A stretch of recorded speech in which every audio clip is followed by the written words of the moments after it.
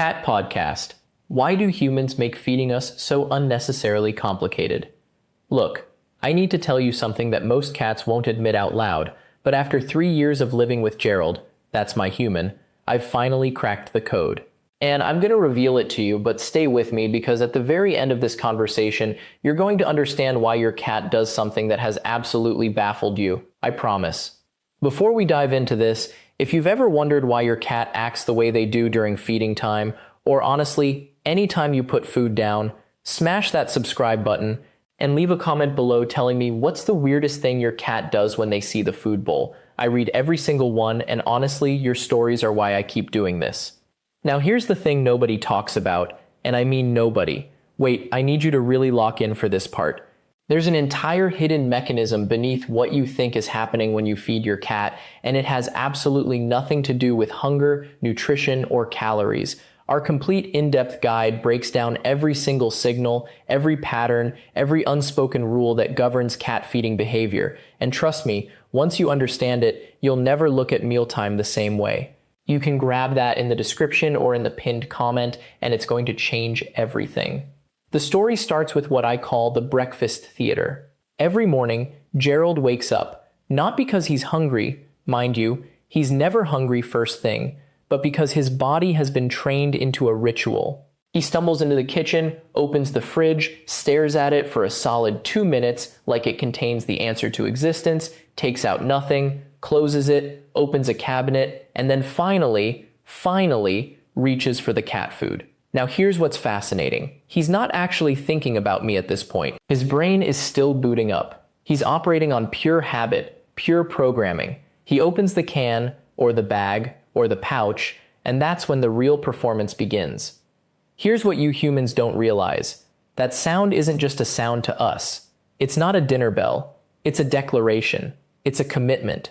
The moment that can opens, you've crossed a threshold. You've entered into an unspoken contract, and what fascinates me is how you've made it infinitely more complicated than it needs to be. See, when Gerald opens that can, instead of just dumping the contents into my bowl, which would take 5 seconds, he stands there, he examines it. He sometimes frowns at it, he'll pick it up, turn it, look at the label like he's seeing it for the first time, even though it's the exact same brand he bought last week. And then, and this is where it gets really weird, he makes a decision, not about whether to feed me. That decision is already made. The decision is about how. Does he use a spoon? Does he use the pouch lid like a tiny shovel? Does he squeeze it directly into the bowl like toothpaste? Every single morning, it's a choice. Every single morning, it's different. I've been keeping track. It's erratic, it's unpredictable, and most importantly, it has zero effect on whether or not I eat the food, but he treats it like it fundamentally matters. I started wondering about this about 8 months ago. Why does he complicate this? Why does a process that could take 30 seconds take 3 minutes? And then I realized something that changed my entire perspective on human behavior. He's not feeding me, he's performing for himself. The feeding is theater, the cat food is the prop, but the real show is him convincing himself that he's being thoughtful, he's being careful, he's being a good owner. He needs the process to take longer so that the act feels more intentional, more earned. But here's the layer underneath that complexity, and this is where most people get it wrong. He doesn't actually know he's doing this. If you told Gerald right now that his feeding process is unnecessarily complicated, he would probably say something like, well, I want to make sure I'm serving it correctly, or I'm just being careful about portions. And he would believe that. He would genuinely believe it. But the truth, and hold on, because this is important, the truth is something much more unsettling. He's not complicated the feeding process because of me. He's complicated it because he's complicated an entire feeding process for himself that he's been doing since childhood. Gerald learned early that eating wasn't just consuming calories. It was a process, it was a ritual, it had steps. His mother never just threw food on a plate, she arranged it. She made choices about where the bread went, where the butter went, whether the jam went on first or the butter. She was teaching him that feeding, being fed, or feeding oneself was a meaningful act, not just a biological necessity. So now, as an adult, when he opens a can of cat food, he's channeling something much deeper than nutrition. He's performing a version of care that he learned 30 years ago. And what's wild is that I don't actually need him to do this. I don't need the 3-minute performance. I genuinely would be just as satisfied if he threw the whole can on the floor and walked away. But he needs it. He needs the ritual. He needs the deliberation. He needs to feel like he's making a choice about my care, even though the choice has already been made the moment he decided to feed me at all. The choice isn't how to feed me. That's just theater. The real choice was made years ago when he decided I was worth feeding in the first place. So when you look at how your human feeds your cat, you're not actually looking at a feeding process. You're looking at your human's need to feel competent, to feel like they're performing an act of care. And that's not a flaw in the system. It's actually the entire point of the system. The complication isn't a bug, it's a feature. It's how they convince themselves that love is happening. But here's where it gets interesting. Because once you understand that the feeding ritual is really about your human's emotional needs, you start noticing it everywhere else in your life with them. And I mean everywhere. The moment I realized this, I couldn't stop seeing it. Every single interaction, every choice they make about my care, it all follows the same pattern. They're not optimizing for me, they're optimizing for feeling like they're optimizing for me. Take the whole premium food situation. You know this one. Your human reads an article, maybe on their phone at 3 in the morning when they can't sleep, about how commercial cat food is basically just rendered mystery meat and broken dreams. So suddenly, they're on a mission. They're buying the expensive organic stuff, the grain-free option, the one with probiotics and added supplements that they can barely pronounce, and they present it to you like they've just discovered fire. This one has omega-3s, they tell you, as if you've been sitting around worried about your coat's fatty acid profile. You eat the same food you've always eaten. The difference is invisible to you. It's purely theoretical. But your human, they sleep better that night. They've made a choice. They've done research. They've spent money on something they read was better. And that feeling, that sense of having made an informed, loving decision, that's the real meal they're eating. The toilet water thing is actually key here, because your human will spend $50 on a prescription diet to help with kidney health, to improve digestion, to make your coat shinier, and then you walk directly past it and drink from the toilet and they act confused. But I got you the good food, they say. And they're right. They did. For themselves. Now, before we continue, and I need you to actually focus on this part because it's where most humans get it wrong, the reason your cat does this has nothing to do with the food quality. It has to do with freshness perception, water movement, and the fact that stagnant water in a bowl feels unsafe to a cat's instincts. But your human won't understand that because they're thinking like a human, not like a cat. Which is precisely why I've created something more detailed about all of this. The patterns, the signals, the actual mechanisms behind how cats think about feeding, water, and care. It's all in my complete guide available in the description and pinned in the comments. This isn't something I can fully explain in a few minutes of narration. The guide goes much deeper into the psychology behind every choice your human makes about your food, your water, your entire feeding ritual. Check the description.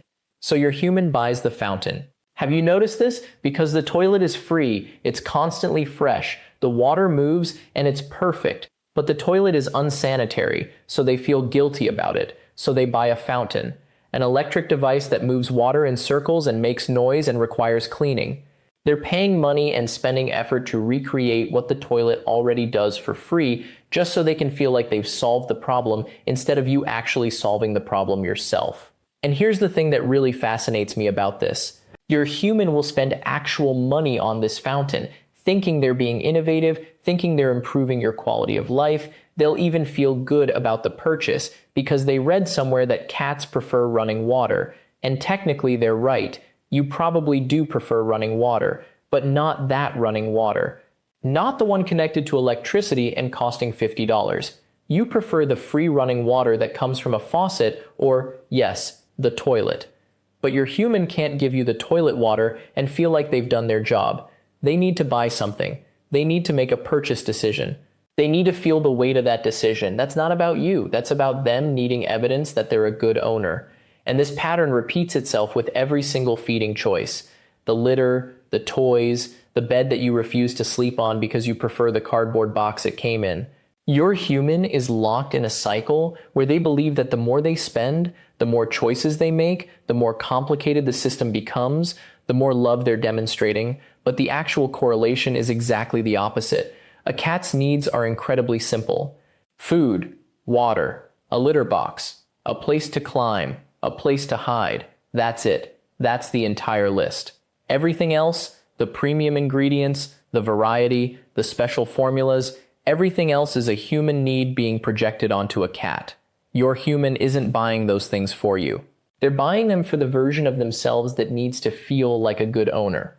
Now, there's nothing wrong with that, by the way. I want to be clear. It's not a moral failing. It's just human nature. You need to feel needed. You need to feel like you're making good decisions. You need validation that you're doing this right. And there's nothing inherently wrong with that. The problem is when that need starts overriding the actual needs of the cat.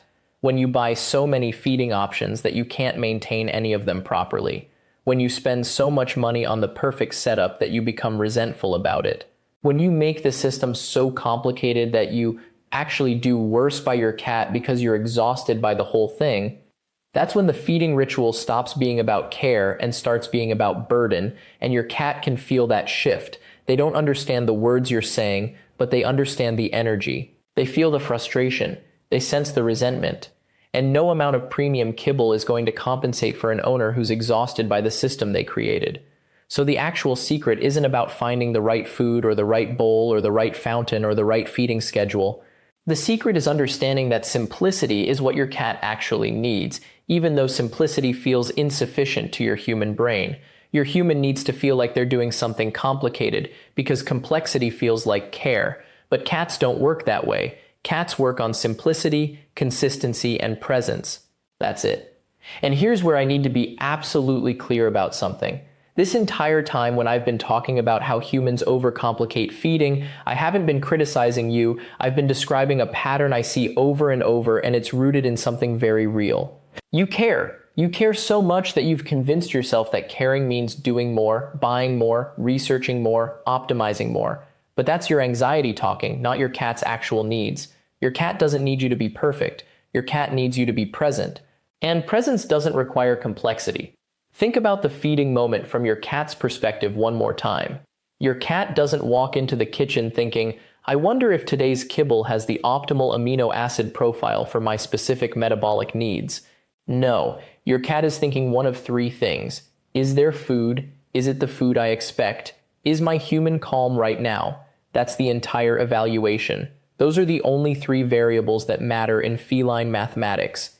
You've been operating under the assumption that feeding complications equal caring.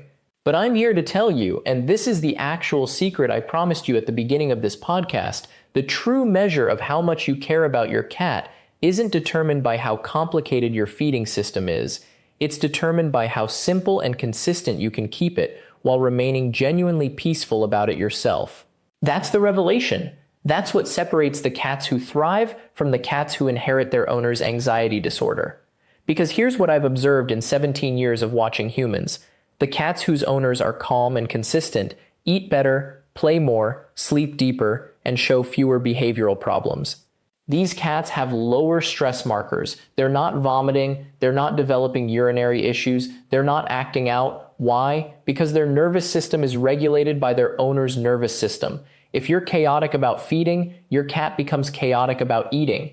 If you're anxious about nutrition, your cat absorbs that anxiety and manifests it as physical symptoms. So let me ask you something directly. How many times this week have you second-guessed your cat's feeding situation? How many times have you looked at the bowl and thought, maybe I should change brands? Maybe I should add wet food. Maybe I should try that new fountain system. Maybe I should feed more frequently. Maybe I should feed less frequently. How many times? Be honest. Because that internal dialogue, that's noise. And that noise is pollution. It's polluting your home with uncertainty, and your cat is breathing it in every single day.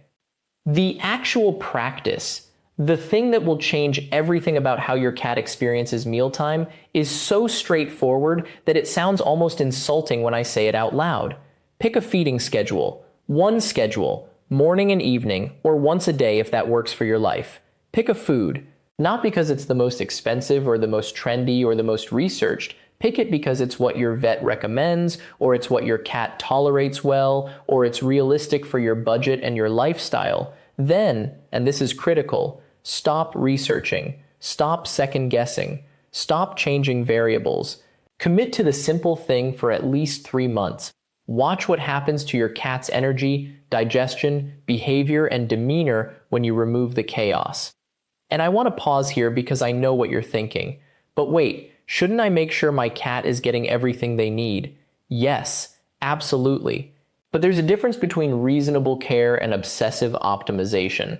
Reasonable care means consulting your vet once a year about whether your current approach is working. Obsessive optimization means researching 7 hours on a Thursday night about whether your kibble contains the right probiotic strain. One is healthy.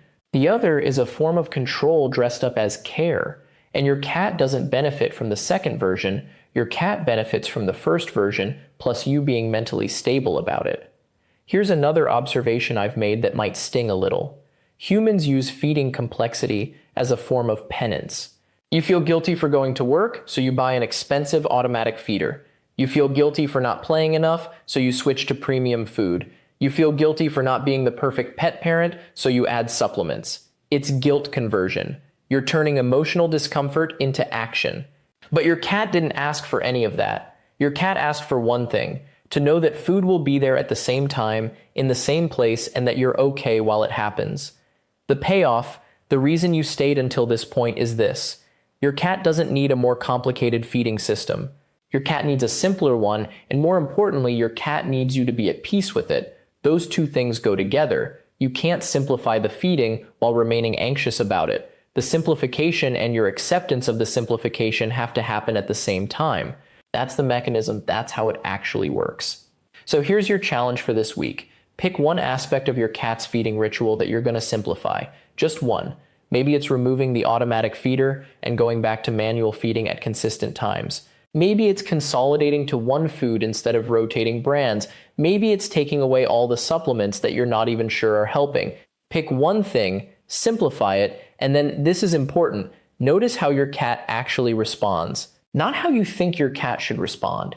Not what the internet told you your cat would respond with. How your cat actually responds. Because I guarantee you, the response will surprise you. Your cat will be fine. More than fine. Your cat will probably be noticeably more relaxed.